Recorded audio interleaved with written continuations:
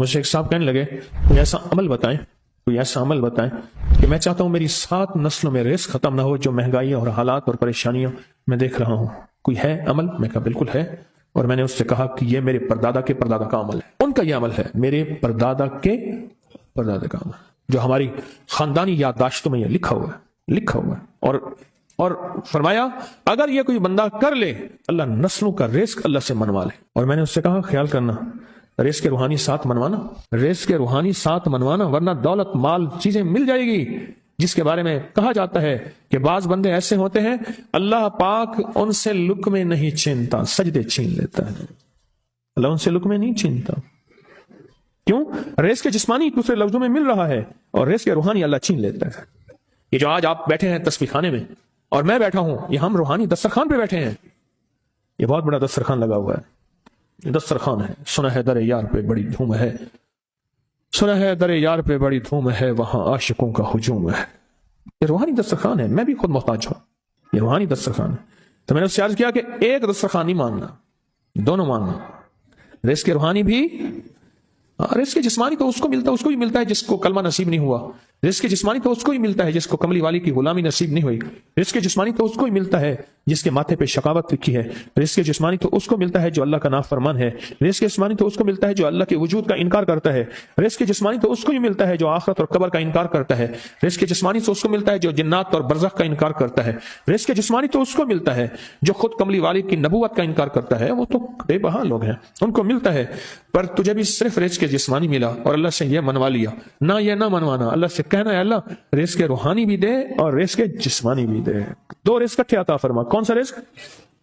رزق اور رزق جسمانی بھی دے۔ کہیں ایسا نہ ہو کہ میری نسلوں میں صرف مال دولت اور چیزیں ہوں اور تیرا نام اور تیرے حبیب کا نام نہ ہو، تیرا نام اور تیرے کملی والے کا نام نہ ہو، تیرا نام اور تیرے دوستوں کا نام نہ ہو، تیرا نام اور تیری آل و اصحاب کا نام نہ ہو۔ کہیں ایسا نہ ہو میں محروم ہو جاؤں، مجھے آل اور محمد اور آل محمد اور اصحاب محمد کی نسبتیں یہ بھی ساتھ عطا کیے رکھ۔ میں نے اس سے کہا کہ 2 چیزیں مانگنا۔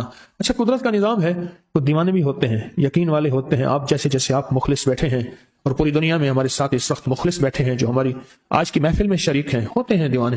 مجھ سے کہنے لگا ایک وقت ایک جگہ ہو، بہت بہتر۔ میں نے اس سے کہا، میں نے کہا پھر بھی اگر ایک وقت ایک جگہ میسر نہ بھی ہو تو اگر عمل کسی وقت چوک جائے، عمل کی جگہ چوک جائے، عمل کا وقت چوک جائے، مجبوری میں نہ ہو تو بہتر ہے، پر توجہ نہ چکے، دھیان نہ جائے، استحضار نہ جائے، یقین نہ جائے، اور سچا یقین ہو کہ میرا اللہ خود کہتا ہے یہ مانگنا بھی تو اسی نے دیا ہے نا، جب اس کریم نے مانگنا ہی خود دیا ہے تو عطا بھی خود کرے گا۔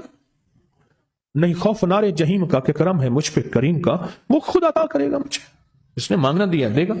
یقین ہو ایسا ایسا ایسا ایسا، اتنا زبردست یقین ہو، اتنا یقین ہو اللہ کے ملنے پہ اور اللہ کے مانگنے پہ، اتنا یقین ہو کہ گمان اور خیال سے بالاتر یقین ہو، بہت زیادہ یقین ہو۔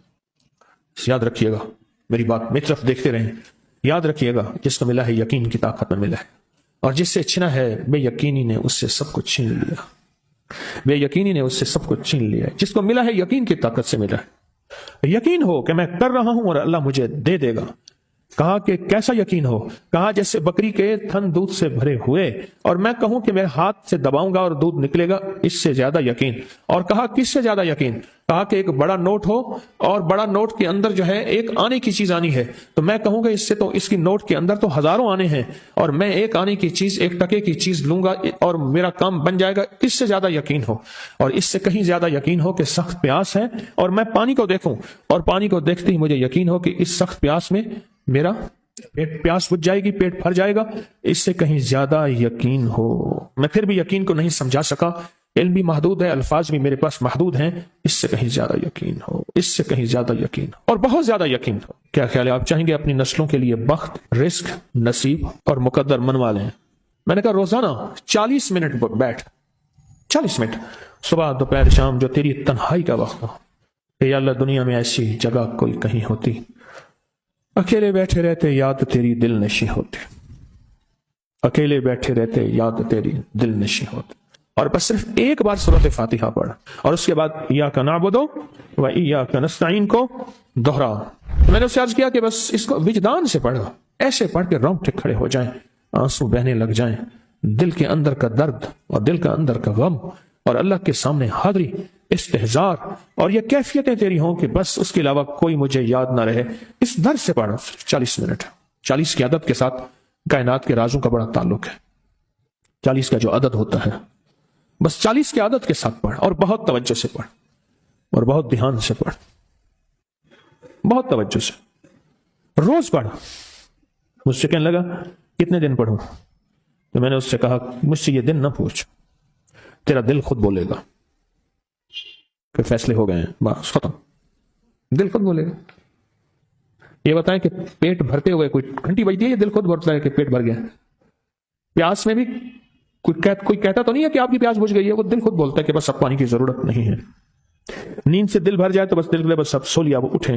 اسی طرح دل خود بولے، دل خود بولے، کیا بولے؟ دل خود بولے، اور دل اندر بولے، دل اندر بولے کہ اللہ پاک جل شانہ نے نسلوں کے لیے رزق کی عزت دولت برکت کے فیصلے کر دی، بس دل بولے۔ کتنے دیر کر؟ اب یہ تیرے اپنے مانگنے میں ہے، اب یہ تیرے اپنے مانگنے میں ہے۔ مانگنے میں کمی ہے تو دل نہیں بولے گا، اگر مانگے گا تو پتہ نہیں دنوں میں یا ہفتوں میں، جتنے میں دنوں میں فیصلہ ہو جائے۔